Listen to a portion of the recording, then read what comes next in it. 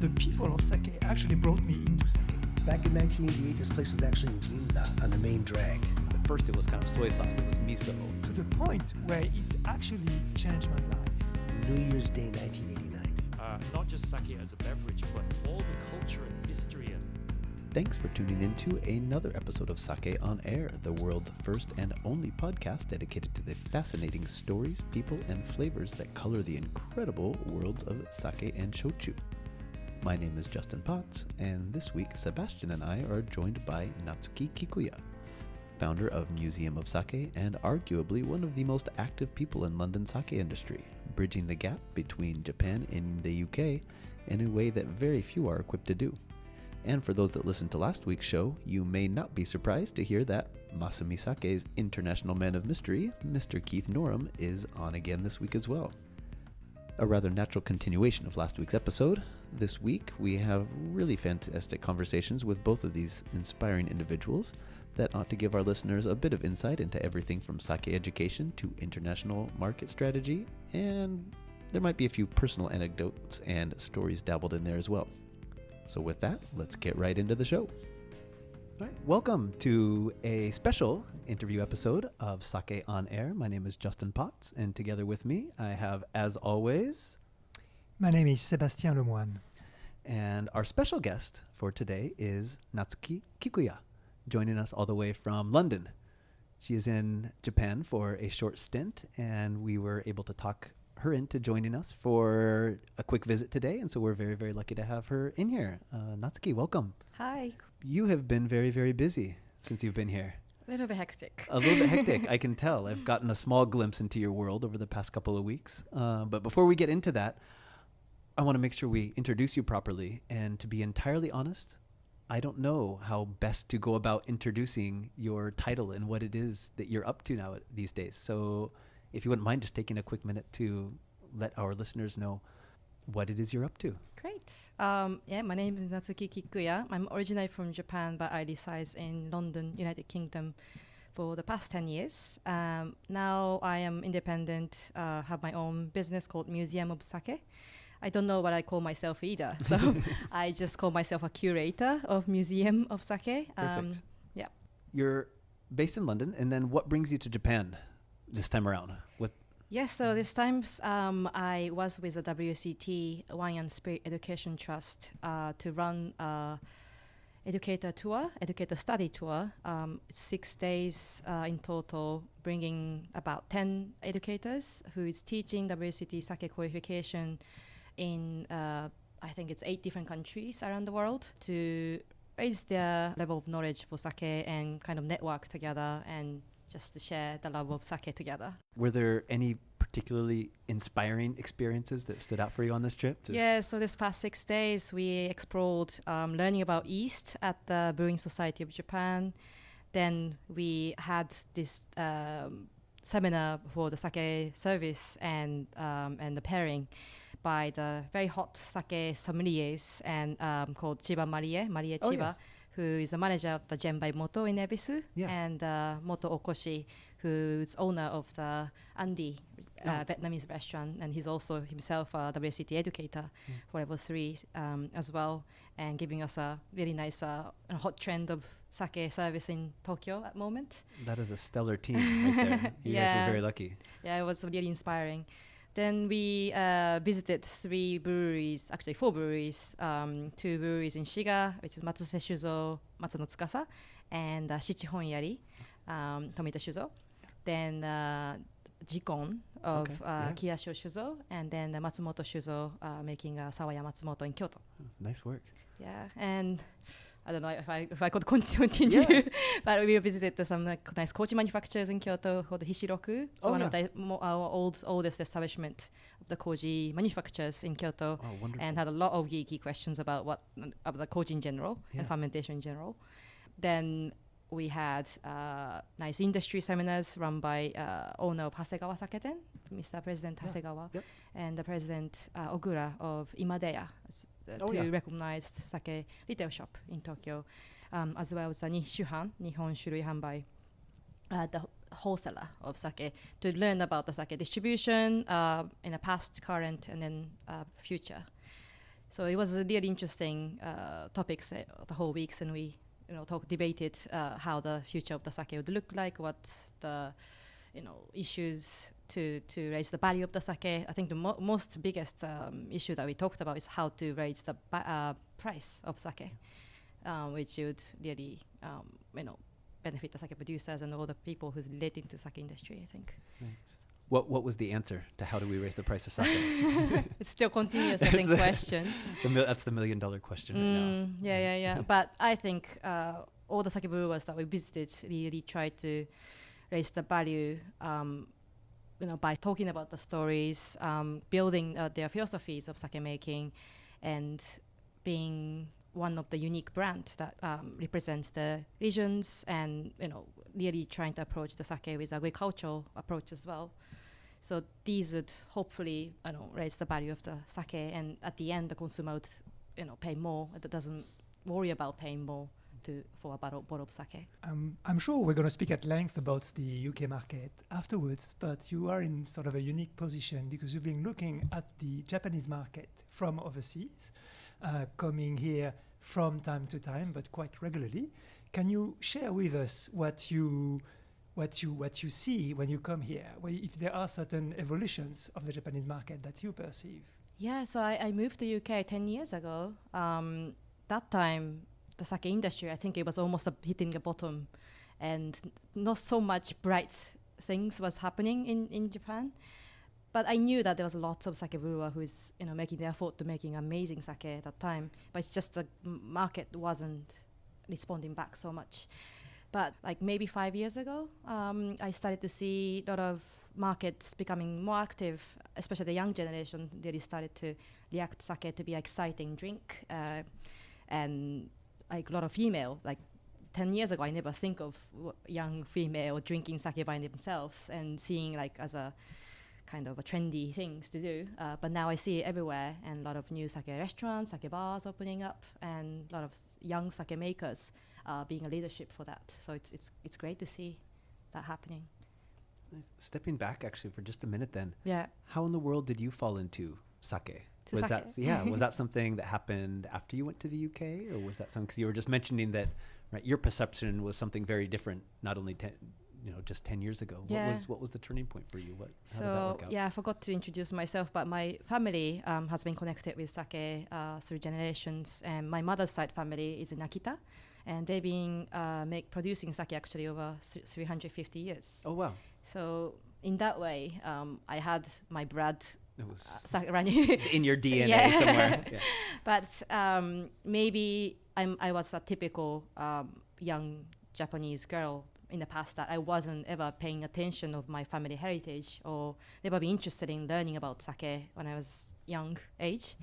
But about maybe 15 years ago, just about when I graduated from university in States, my friends visited from the United States, and that was actually my very first time took my American friends to my family brewery. And all my friends enjoyed it, but I think I was the one who excited about this visit the most. Yeah. So I was that looks amazing, and I just felt all of a sudden proud that my family has been connected with this drink for a long time. And when I started to seriously thinking about sake as a career was about maybe 13 years ago, when my grandfather in my mother's side family got cancer. So he was a very healthy guy. He was, every day drinking hot sake, futsushu from his company for dinner time. And he was such a healthy guy, but all of a sudden he got old. So I started to feel that what can I do as a granddaughter of this very great grandfather. And only one thing I thought was maybe learning about sake would connect with my grandfather more. So that's how I started to jumping into sake career. The first job as a cashier at the Hasegawa Saketen, in a sake shop. So you were in Japan at the time then, when that was that before you went to the US? Before. Actually after. After you went to the US? Yes. Okay, and then you returned back to Japan for a period. So you had a bit of experience here before then going over to the UK. Sure. Okay.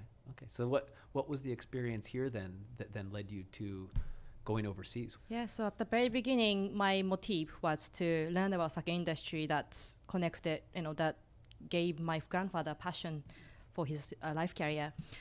But then once I started to taste and learn and explore more about the sake industry, I just fell in love. That was kind of my first motive to explore more about sake.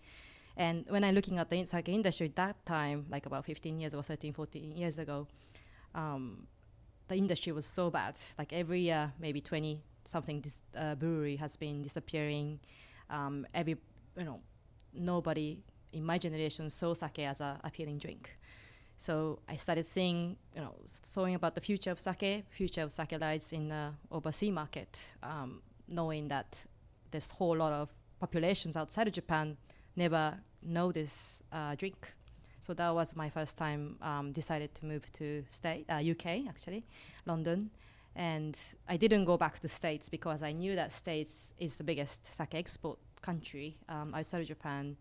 And UK on the other side of the world, who's quite recognizable for the wine education and wine industry, hasn't really been explored as this drink yet. So I applied for this restaurant called Zuma in London and got a job as a sake sommelier.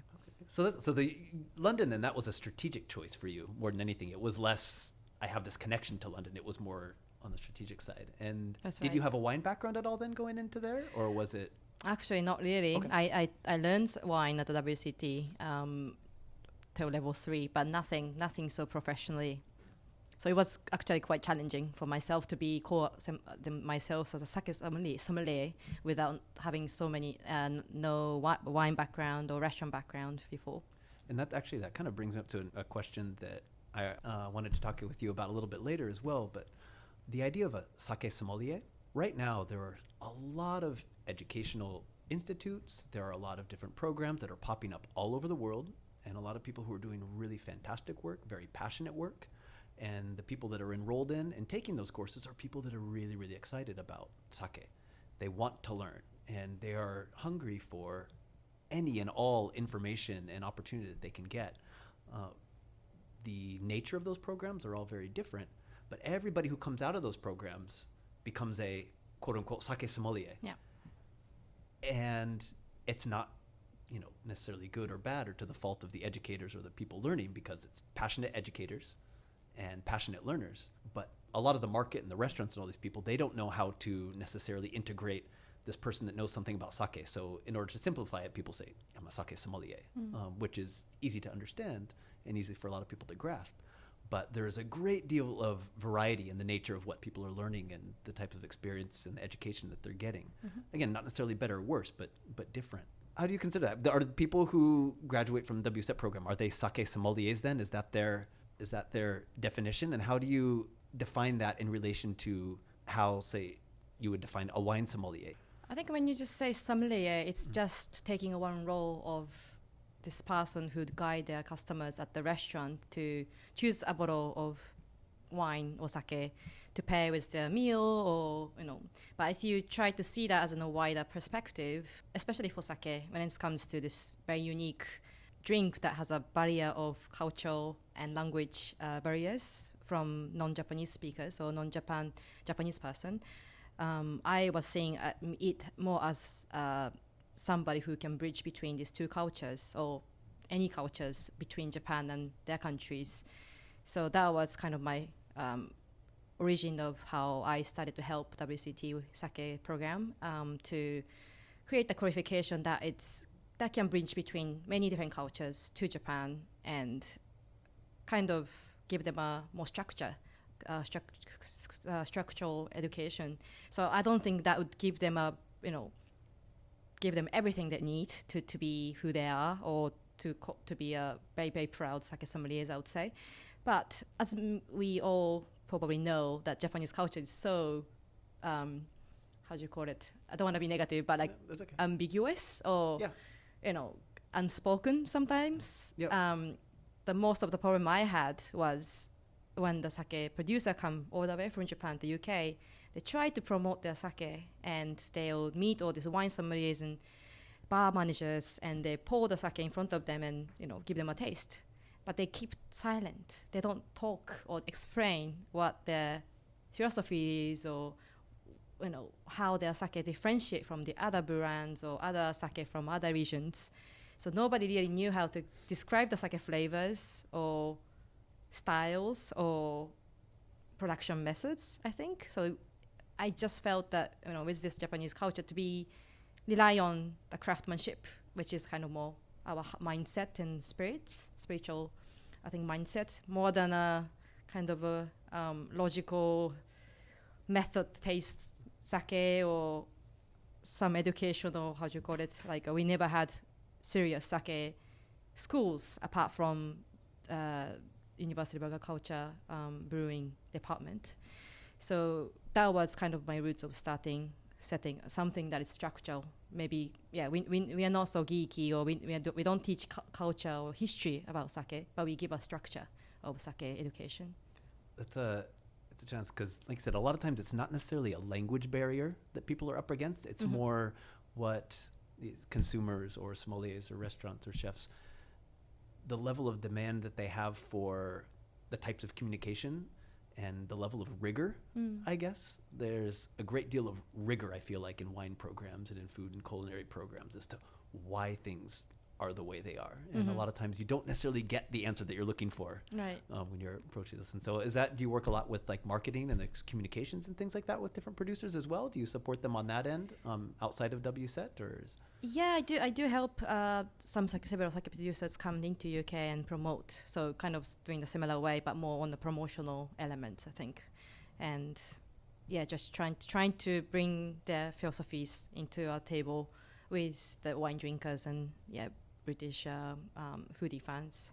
I say you had an incredible tour here, judging kind of from the places you visited and the different instructors and people you met along the way.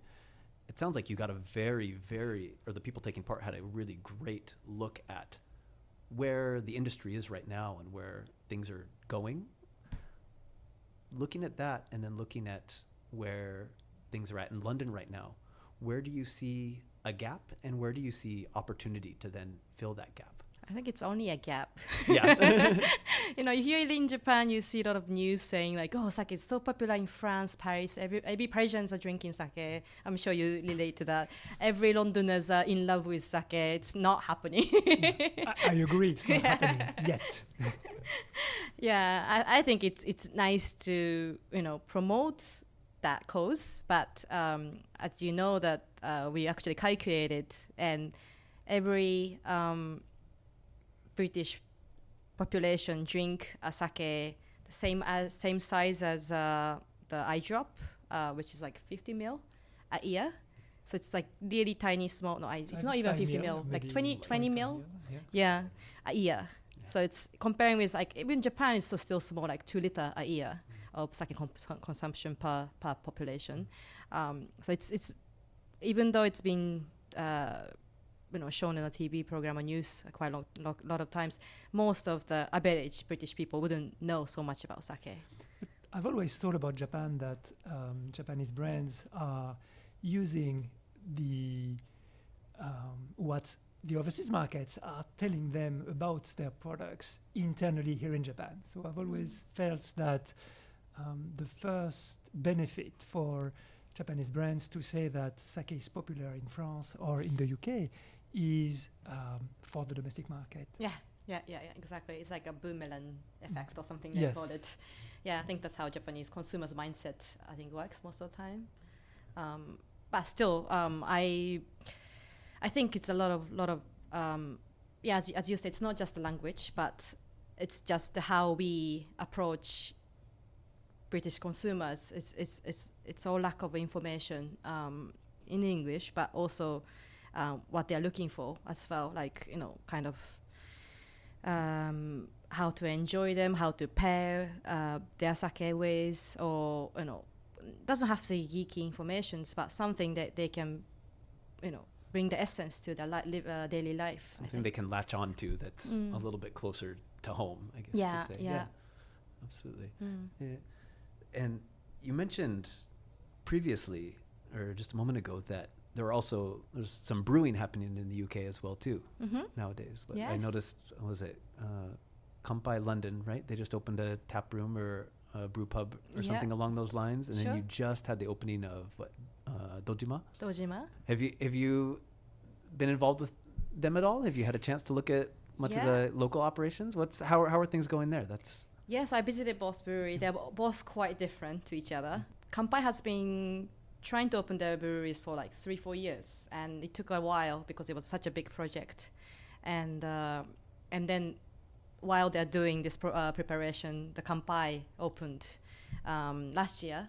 So they happen to be the very first UK sake brewery. They're very small. Kampai is very small, more micro brewery, more garage brewery size. And these two, this couple from UK, they're very local people who just fell in love with sake when they came to Japan on their trip, and they started to think of making their own sake. So it's pretty much DIY. They didn't know anything. They never learned professionally how to make sake, but they got all these ingredients from Japan or America, and doing by scratch they started to produce their sake, which was quite rough at the beginning, I would say, but gradually they've been really improving their qualities, and a lot of sake makers from Japan actually paid a visit to their breweries and gave them a lot of advice. So I think it's really exciting how they've been going through in the next because it's only 1 year they opened this small place, and then they relocated to open a tap room. So it's been, I think they've been getting a lot of support from the local people. And Dojima, on the other side, the Japanese company, the Japanese family, they happen to have their kids educated in UK. So they decided to move to UK, produce their sake, getting pretty much all the resources from Japan. But the brewer is a British guy called Tony. I think you have connections. Yeah, great. Yeah, so it's I visited Dojima as well, and it's a very beautiful facility and big space, and they've been thinking of all these ambitious projects like opening up the guest rooms and the restaurants and shops and salons and all these things in the future, but they just launched the sake at this moment, and sake quality is actually very good. Nice. So both of those breweries, they're sourcing a lot of their materials from Japan, or some of that sourced locally or from Europe? I think so, yeah. Both of them get all the rice from Japan, and koji, some Kampai uses from States, and Dojima uses from Japan. Okay, so you mean they're importing their koji from Japan directly? Mm-hmm. Interesting. So bringing up koji, you said you visited was the koji in Kyoto, correct? Mm-hmm. Right? That's something that doesn't translate perfectly to the wine world and education. How did your group this time, how did they latch on to the concept of koji, and sort of were there some interesting questions or discoveries in that world? Well, I think they all know koji from their koji rooms at the sake breweries they visited, but nothing beforehand. So they didn't know how to make tane koji. They didn't know how primarily before koji yasan, the manufacturer, started their own business, how they cultivate their koji in the past. So we learned all the stories of how the koji mold was grown in the rice field, and the producer cultivate their own tane koji, and then started to, and then the tane koji producer become their own business once the sake producer started to be too much work or something, and it's. I think we learned about the shochu making and the other fermentation industry, and how all these different koji works in a different way. No, I think it's a great opportunity. I think even though we're such a only sake focused group, we tasted the dinner using Hishiroku's koji fermented products, like using all this koji, soy koji marinated chickens and things like that, and so the possibility of the koji in the future. Oh, very nice. Yeah. Very nice. So just jumping back real quick. So this group, it was a study tour for people who were already certified instructors? Exactly. Right? Correct. So it's a group from all over the world. You had people come from all over the place to come for this tour. Yeah, so our WCT Sake qualification launched 5th year. And we have now about 108 educators. So in 108? Yeah, 108 from 26 different countries. So every year we've been doing tour for qualifying new educators from different new markets. But this year we just figured that we have over 100 educators, and we need to improve these educators, and encourage them for each market. So we invited the top 10 educators in, I think, 7, 8 different countries, mainly in States and Canada and Asian countries, to study together. And hopefully we'll do this again next year and every year in autumn time. No, that sounds fantastic. That's one thing that there really there is not enough opportunity for yet, I feel like, to have those really in-depth experiences, looking at the agriculture, looking at the producers, and really digging into all those different nuances. There's more and more opportunities to go out and visit breweries and things for people, just casual visits and tastings and things like that. But to get these people that are working internationally together in the same space to share and grow, it's everybody's kind of, in a lot of cases, kind of has their head down because they're just kind of, they're doing their own thing and they're working in their own limited markets. But to get people together in that same space to explore and discover and really re-examine the potential, I think there's so much opportunity there. Yes. It sounds like a really amazing program. Yeah, some producer actually called us as I don't know if the listener know Ultraman. So we are like a Ultraman family for the sake. Like we all fight in their own market and then get together to be as a family. That's one fantastic. Family. That's fantastic. So just for you personally, what's exciting for you in sake right now? I think it's all exciting. A lot of exciting things happening. Especially, I think every time I come back to Japan, I try to visit the younger generational kuramotos who's be involved with the production, and more and more I visit, I think more young generational owners are really thinking of how they want to represent their brand, the historical brand, to the next generations and even for overseas market. And it's just exciting to see how going back to their own family roots or going back to the agricultural, contact, they're talking about how to express the terroir, how to express the even like a plot of the rice field or rice farmers. So it's really interesting to see how each of them, even though in a very unique way, try to have their own brand, unique to each other, I think. So when these young producers, when they reach out to you and they're saying, hey, I'm going to London or I'm going to the UK, we want to bring our sake to the UK, or we want to challenge, we want to take on this market, or we want to try and do this or that or the other thing. What advice do you give, or what advice would you give to producers who are going into the UK market at this time? What should they keep in mind? I don't think, I can't give so much advice. I'm not their superior or anything, but, these breweries already know how to talk about their stories and brands. So I don't add any more extra stories, but it's just, I think, what more and more, I think, consumers are going forward to their personal experience, personal value of the family heritage. I think it's all the drink or all the food is going to that direction to be a craft drink, craft brand kind of movement. So it's just to, sake already has so many histories, and a lot of people said, we cannot age sake, or we are different from the whiskey distilleries, not be able to age so much. But still, their family has already, hundreds and couple hundreds histories behind. And even though the sake is freshly pressed, behind that has so many family stories and history running through that.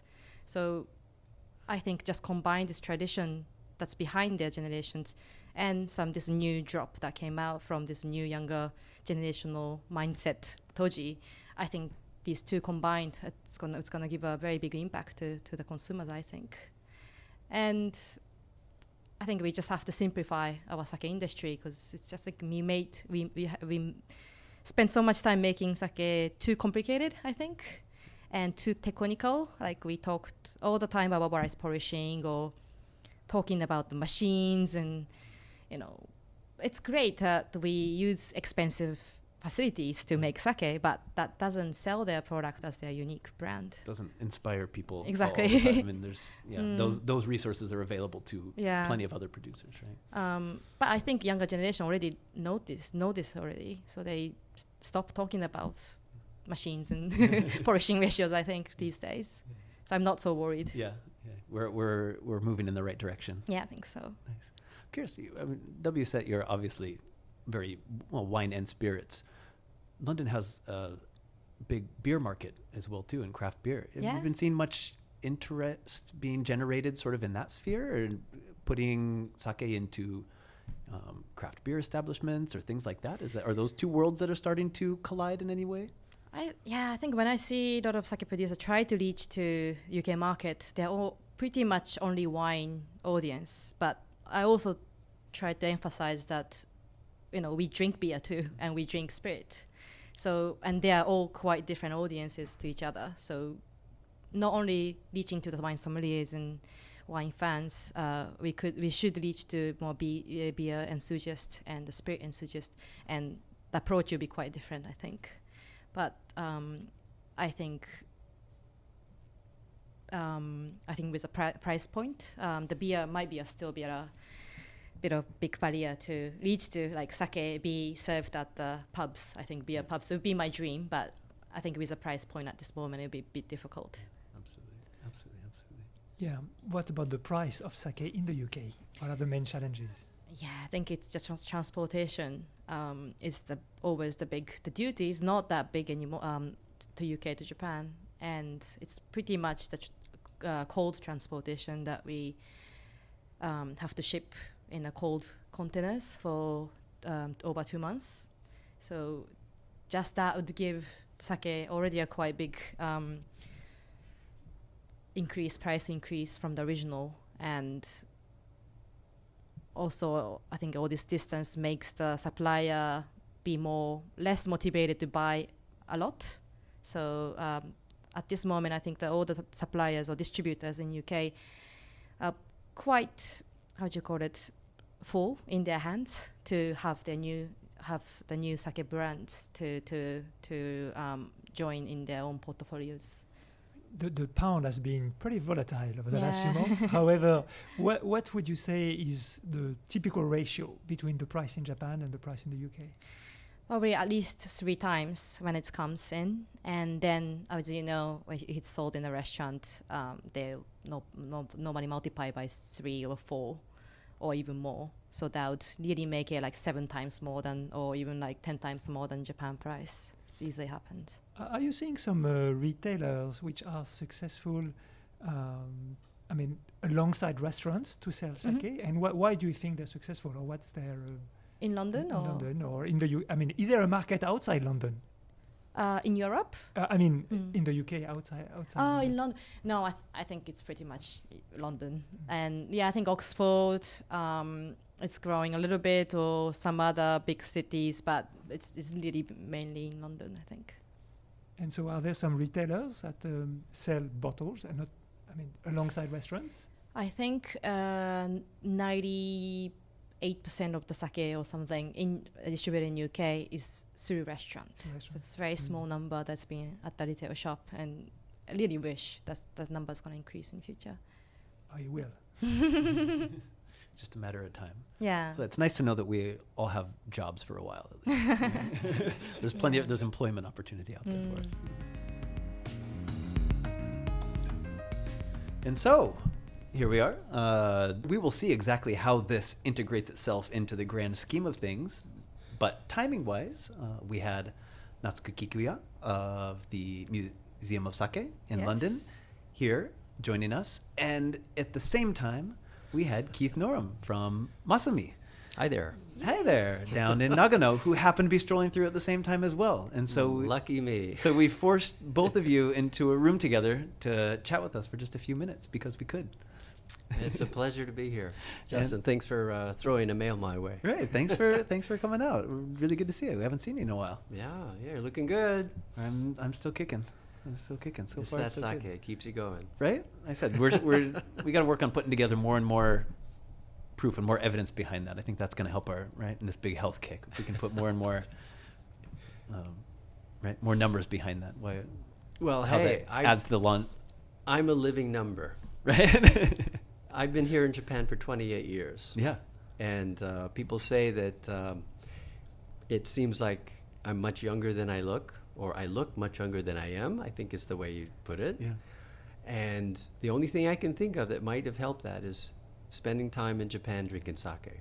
I'd like to think that's it's absolutely the key for me. Very nice. Yeah. And so to give our listeners just a little point of reference, so you are located in Nagano, There you go. on Yeah, Lake I Suwa, always get and off. you have Exactly. a handful of producers right there in your neighborhood. Exactly. And you work for Masumi now, Miyasaka Sake Brewery. What's the Exactly. official English title? Yeah, it's the Miyasaka Brewing Company. Brewing Company. Okay. Yes. Miyasaka Brewing Company, who makes Masumi, which is probably what most Yes. people would know. Exactly. by. Our brand is Masumi. That's our main brand. We have a second brand called Miyasaka. Imagine that.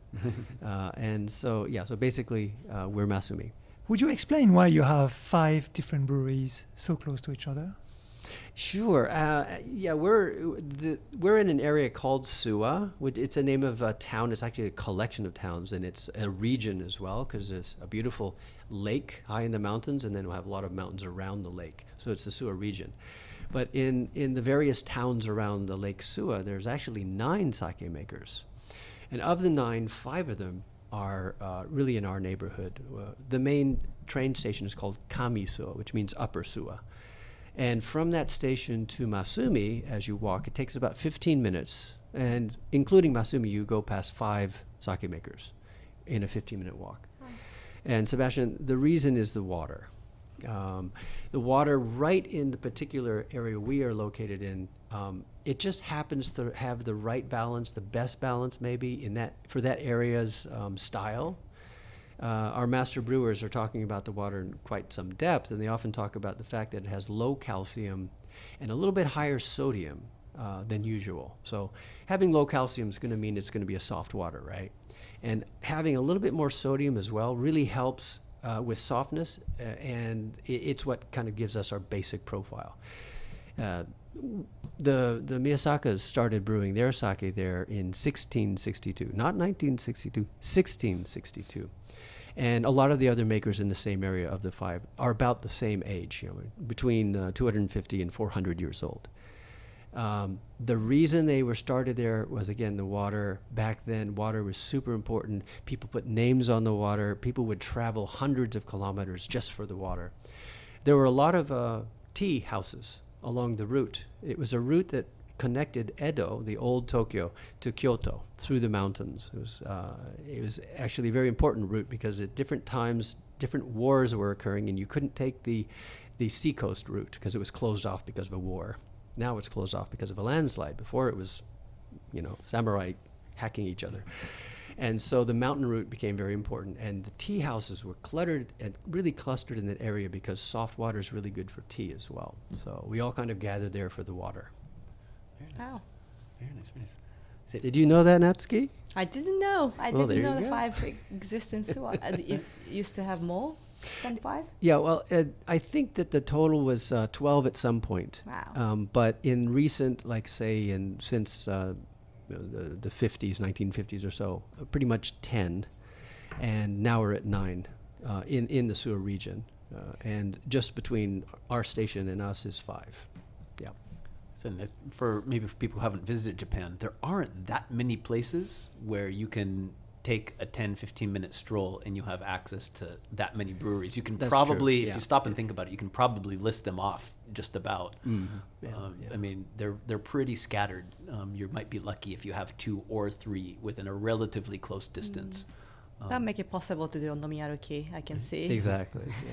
Those, Nomiyaruki is like a pub crawl, I guess you could say. A Exactly. pub crawl It's of perfect breweries. translation, Yeah. Justin. Yeah. Nomu is the word, as probably your listeners know, for drink, and aruki is to walk. So it's the drink and walk festival. A little more upright in Japan is the Exactly. ideally. But in the end, it does become kind of a Yeah, crawl it's- rather than a walk. And so, since I have both of you on here right now, how do you both know each other, I imagine. Oh, yeah, yeah. Yes, Known each yes. other for several years. Yes, Yeah. It's cool. great to see you again. That's Yeah, me too. Me too. I think the very first time I saw you was in London 5 or London. 6 years ago I think so. when I was yeah. working at Roca restaurant. Mhm. Roca, right. You were trying to push your sake, you were trying to push your wares on them at the restaurant, was that it? Well, at the time, I wasn't really pushing so much as going over there to help support. Roca has been a good customer of ours for many years. And one of the things that we do to support really great restaurant is to go over and do staff trainings. They're really great about getting all of their, not just their service staff, but everybody involved with the restaurant gets together, and they're willing to listen to people like me talk about sake, about our products, and so on. And so it's one of those organizations that really cares about information, about education, that sort of thing. Yeah, I think it really makes a big difference. Like, even though I was the only sake sommelier at that time, it wasn't just me selling sake. It was pretty much all the staff members, like waiters and head waiters or managers. They if they are favor of sake, they'll really recommend it to the tables. And if they love their sake, they will really recommend it with confidence. That really make the sales quite big difference. Yeah. And when I saw Keith, I think it was my very first experience seeing somebody from the sake producer who's not Japanese, such a fluent English, like, because I always have to act like a translator when the sake producer visits. And the sake producer, what they say is a great, but it's almost like you feel the great story, but he doesn't talk so much. So they'll be like, we use the good water, good ingredients, and good rice, and we put so much effort, pretty much the same story over and over, and it's quite difficult to differentiate the brands. But Keith knows this already, so I didn't do any work. He was just telling the stories and really inspiring. I wonder why you were looking so relaxed and happy that day. Yeah. I know. My Nobody was making you translate. You're off the hook for today. Cool. So that's right. So then a sake sommelier, in that position in London, that becomes a very important role, and but it's also hard, especially in larger places, if you have a large staff and a large kitchen and you have all those things, to have, even if you have one person in a position who has that education, has that, to communicate that and kind of share that with everybody. How do you work with restaurants and things like that? What is your relationship like? It's very close, and as Natsuki just said, as much as possible, it's up to the restaurant. We're not really in control of all of this. So there are some restaurants that really do support their staff and they support their program, and so they'll make that time. They'll get their staff together, and it's difficult to do that. You've got your dinner service to set up. You've got all these things happening, and so as much as possible, what we do, our first step is always to find an importer that's willing and open to encourage that kind of activity. If the importer's not into it, then it's really tough to get to the next step. But generally, we've been very lucky with importers. We're pretty picky as well, and we get a lot of requests. We want to bring your sake into this country and blah blah blah. And then we say, well, what's your attitude toward it? What do you want to do with it? And 3/4 of the time we have to say sorry, no, because if we can't have the importer involved with the open door to the restaurant, then we know it's not gonna work. Is it only about marketing strategy, or is it about logistics as well? Yes, it is. It's about both. But for us, really, we developed a marketing strategy around education. The idea, it's a sort of an educational marketing strategy in the sense that it's costly in a way, and it takes time, to see the benefit of doing that. It isn't something you can see right away. But if you keep doing it, you keep building relationships, keep returning to those markets and do staff trainings every time at the key restaurants, then over several years, you really get loyalty, amazing loyalty. And these are restaurants where they're at the top. And what we're trying to do is find an importer that's willing to start at the top. Sometimes it's difficult to do that. Sometimes they're already connected there. Starting at the top and then sort of growing downward, because the restaurants that are really exciting are the ones that want to move up. They're looking up at these restaurants, and they want to be proactive like in trying to do. Right, so they want to have a program like that too. So if we're able to get in at these top-level restaurants and do well, support them with trainings, then we find that our market grows over time. It takes several years before you can really see that start to pay off. So what's your pitch for Masumi then? When you go and meet that, what's your elevator pitch for Masumi? Well, you know what I do when I'm with a group of people that are on the floor trying to talk about sake, first thing I do is I recognize that they really have very few seconds to discuss sake on the floor with the customer. And so I try to give them just a few small bits that they can remember and carry out to their customer, and that the customer can take away with them. It doesn't help to dump a lot of information on them, and a lot of Japanese words and place names. If they're having trouble keeping up with notes, there's no way that they're going to get a customer to remember any of that. So I basically say, where we are is who we are. We're a local sake maker. So we're in Nagano, and I repeat Nagano because I try to remind the staff that their customers maybe have never been to Japan, maybe don't have any recollection of any Japanese words, but some of them will remember the word Nagano because it's where we had the Winter Olympic Games. Yeah, that's powerful to be able to have something like that. It's so powerful to have one little hook that will stay in the customer's mind.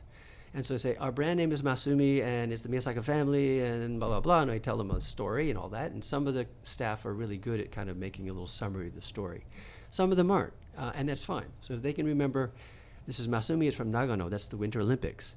As soon as they say Winter Olympics to any customer, even if they're not into the Olympics and they didn't know that Nagano was where we had them, the customer creates this image in their mind of high mountains with beautiful snow and pure water, and you didn't have to say any of that. You didn't have to spend even a second. All you had to say was Winter Olympics. And the next time that customer, and I'm sure they will enjoy the Masumi that they have that day, and maybe they come back a week later or 2 weeks, they're not going to remember Masumi, but they'll come in and go, I want that Olympic sake again, that Olympic place sake. Yeah. And that's all they have to remember. So that's sort of the pitch, the elevator pitch. Yeah. Very good. Very good. Yeah. So are you? Is London or in the UK, is that a big market for you, or where's a lot of your exports nowadays? It's a big market in a couple of ways. It's really an urban market. It's London and London environs. It's not all of the UK by any means, and it's an important market because of all that's happening there and has been happening there. I mean, great restaurants, great sommelier. It's one of the focal points in world sort of gastronomy and restaurant business. So being there is important no matter the volume or scale that we happen to operate there. Right now I think London is maybe the 5th in terms of the volumes that we're doing. Our largest single market is the United States, which is pretty much the same for most. Pretty common for most makers. makers. Okay. And number 2 is always Hong Kong. And that's an interesting thing. Partly Hong Kong has been coming up through these several years in terms of just the total volume of sake that's going there. But we have a special attachment to Hong Kong. It's our only overseas sales office. Masumi's not a really big maker. We're middling in terms of our size and so on. We're not a big place. But Miyasaka Shacho, the president, Shacho means president. So President Miyasaka, when he was not president, when he was the son of the president, he loved to travel to Hong Kong to eat. I can imagine that. Yeah, I mean, it's just like, at the time, especially now, it's become a bit pricey. But at the time, it was great cheap eats. It was wonderful. He loved it, and he saw the potential. And he's pretty much a forward thinker. So he just said, that's it, I want to have something in Hong Kong. And so we've had, at first it was a little sake bar, and then we ended up expanding into restaurant wholesale business. And so now we're our own importer, and we mostly service the restaurant business in Hong Kong. So that's number 2. Yeah. It's in Hong Kong's really exciting now. It's like everybody's dashing for Hong Kong nowadays. It is. It is exciting. It's becoming a competitive dashing market and as have well. dashed. It's have very dashed. It's very competitive. Yeah. And so we were in a way we were lucky that our Shacho happened to love food in Hong Kong because he happened to get in a little bit before people thought it was sane to do so. And he tends to do things like that, which is partly why Masumi remains sort of relevant and vibrant in the market. Is he'll just go and do. I'm just going to do this. I said, really? I hope that works out. Gee, I'm just kind of biting their nails about it. But generally, it does work out if you just kind of act. And so he made the right call then, for sure. So you've had roots there for how long then? Oh my, coming up on 15 years. Oh wow, so that is definitely ahead of the game. Yeah. exactly. Very nice, very nice. So you work with other producers then as well to bring their sake over. Yeah, about Hong Kong, actually. When we got out of the sake bar business, and that had nothing to do with the popularity of the bar or whatnot. It was quite popular. It was a business issue. It had to do with the lease on the space that we had, and so it was just one of those things that happens in business. When we started doing wholesale, we realized immediately that you can't really wholesale with a single maker. Restaurants do not want to open a whole new tab, a whole new system just to get one maker's stuff in. And so we had to become an importer for other makers as well. And I think many of your guests will second this, that really sake makers that are trying to export tend to be friends with each other rather than competitors a lot. So Miyasaka-san had a lot of friends, and he called them up and said, hey guys, I want to start doing wholesale in Hong Kong and I need your help. You want to jump in with me, and so on. And he got some wonderful makers to take that crazy risk as well. So now we import places like Dasai, Deva Zakura. We're doing wonderfully with Soho Mare and with Tenorigawa and Kamoizumi and a whole host of other things. So we do have cooperation from other makers as well. And that's a good bit of diversity as well too, because I guess when you look at it, as we were talking before, is a lot of consumers aren't going to be able to remember all of the fine details. Exactly. And then on the restaurant side as well, not a lot of places are prepared to instantly create a sake list of 100 or 200 different, they're not at a point where they can invest in that. But at the same time, they have to have something that's easy for them to communicate sort of the differences and be able to offer different experiences. So you have to look to, I imagine, producers that help complement your what's the word I'm looking for? Your not profile, the Proposition. Yeah, there's a word I'm looking for. Exactly. The producers that we work with there, they complement what we have to offer, and we complement what they have to offer. Obviously, there's some overlap, and over the years, you kind of work it out. You realize what parts of your own lineup don't really work so well in Hong Kong, and one of your partners has a great product that fits. And so over the last 13, 14 years, we've learned that, and all of the people we work with are friends. So we kind of they'll understand if we say, well, this product isn't working in this slot. It might be price, it might be the style of sake, it might be the customer that we're aiming at. And together we all learn something from it. So they have complete access. They can come over to Hong Kong anytime, and they do. They do staff trainings. And we all have this similar philosophy as basically as Natsuki-san and I were talking. Finding restaurants in Hong Kong that are willing to support their floor staff, willing to support the people who work for them by educating them, doing staff trainings. We all already have that philosophy. We know it works. And so by approaching it in that way in Hong Kong, we were kind of a breath of fresh air. We were the first operation to kind of approach restaurants in that way. And a lot of them were really happy to have somebody come in and say, do you want to do a staff training? We'd love to set something up. And so having other makers that understand that and support that really helped us, to get moving in Hong Kong as well. Very nice. It's kind of a side. Sebastian, in your past life, you spent time in Hong Kong too as well, didn't you? Yes, but that was a time when I had only very little interest in sake, so not much to say. But there was not much sake around. Yeah. Are you okay on time? Yeah, maybe I should get going. Okay, you're more than welcome to hang in and do that as long as you like. Here, we'll break here just real quick then. Thank you so much. Thank you so much. And that wraps it up for 2 weeks in a row of back-to-back episodes of Sake on Air. We've been getting more and more requests lately from individuals asking if we can possibly turn this into a weekly show, or if we have any plans to. While we don't have any plans to go weekly in the immediate future, it is indeed something that we have our sights set on, and that we are actively working toward. We really can't begin to express how much it means to the team here, to know that there are so many people out there that care about the show and what it is we're working on. Really, to all of our listeners, thank you so much for all of your support. In order to help us increase the regularity of our show output is if we have feedback from our listeners. Writing a review on iTunes or whatever service it is that you use is really incredibly helpful. Another thing is, of course, to share the show with friends or colleagues who you think might appreciate our deep dive into the world of sake. Every kind word here and there really does have a great impact. Again, thanks so much for all of your support. Until we're able to shift to a weekly schedule one of these days, we do actually have some exciting changes and content updates coming very soon, which we're very excited to share, so please do stay tuned for that. You can send your questions to questions@sakeonair.com and follow us on wherever you like to absorb your social media at Sake on Air.